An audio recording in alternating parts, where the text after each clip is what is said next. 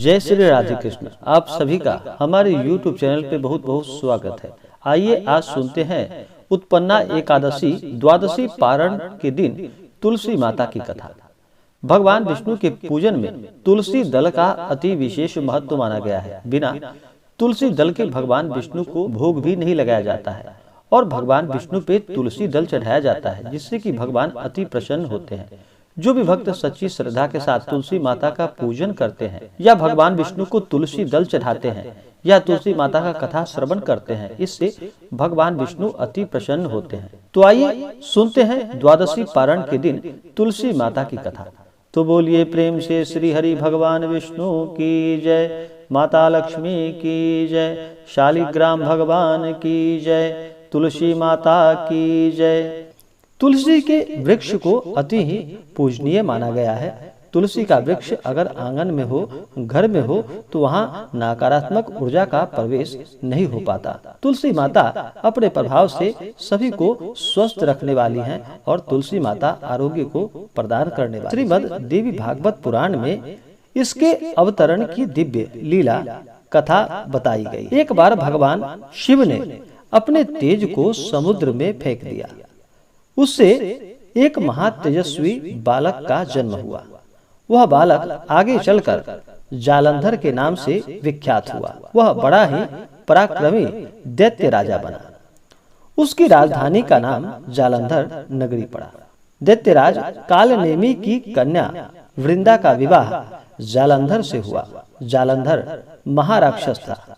अपनी सत्ता के मद में चूर होकर उसने माता लक्ष्मी को पाने की कामना से युद्ध किया, परंतु समुद्र से ही उत्पन्न होने के कारण माता लक्ष्मी ने उसे अपने भाई के रूप में स्वीकार किया और फिर जालंधर वहां से पराजित होकर वह अब देवी पार्वती को पाने की लालसा से कैलाश पर्वत पर चल पड़ा और भगवान देवादिदेव महादेव का रूप धारण कर वह माता पार्वती के समीप पहुंच गया। परंतु माता पार्वती ने अपने योग बल से उसे तुरंत पहचान लिया कि यह कौन है और इसके बाद फिर माता पार्वती वहां से अंतर्ध्यान हो गई। माता पार्वती ने क्रुद्ध होकर यह सारा वृतांत भगवान विष्णु को कह सुनाया। जालंधर की पत्नी वृंदा अत्यंत ही पतिव्रता स्त्री थी। उसी के पतिव्रत धर्म की शक्ति के कारण जालंधर न तो मारा जाता था और न ही पराजित किसी से हो पाता था। इसलिए जालंधर का नाश करने के लिए वृंदा के पतिव्रत धर्म को भंग करना बहुत जरूरी था। इसी कारण भगवान विष्णु ऋषि का वेश धारण करके उस वन में पहुंच गए, जहाँ की वृंदा अकेली वहां पर भ्रमण कर रही थी। भगवान के साथ दो मायावी राक्षस भी थे, जिन्हें देखकर वृंदा भयभीत हो गई। ऋषि ने वृंदा के सामने पल में दोनों को भस्म कर दिया। उनकी शक्ति देखकर वृंदा ने कैलाश पर्वत पर महादेव के साथ युद्ध कर रहे अपने पति जालंधर के बारे में उस ऋषि रूपी भगवान विष्णु से पूछा। ऋषि ने अपने माया जाल से दो वानर प्रकट किए। एक वानर के हाथ में जालंधर का सिर था तथा दूसरे के हाथ में उसका धड़।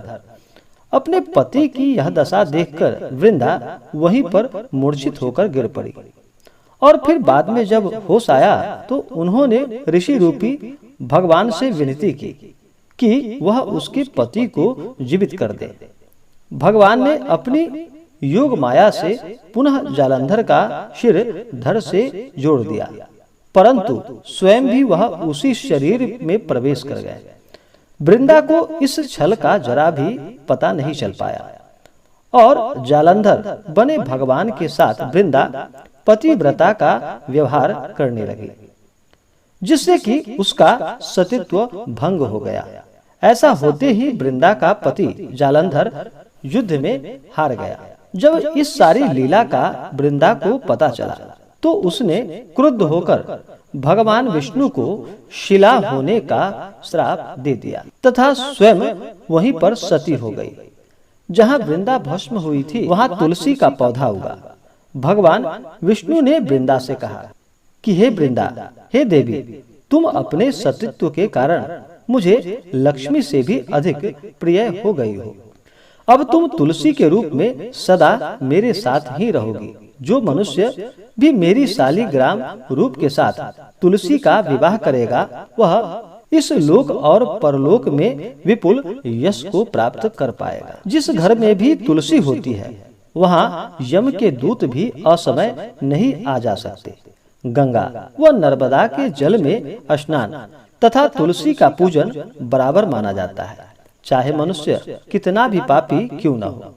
मृत्यु के समय जिसके प्राण मंजरी रहित तुलसी और गंगा जल मुख में रखकर निकलता है, वह सभी पापों से मुक्त होकर और अंत में वैकुंठ धाम को प्राप्त होता है।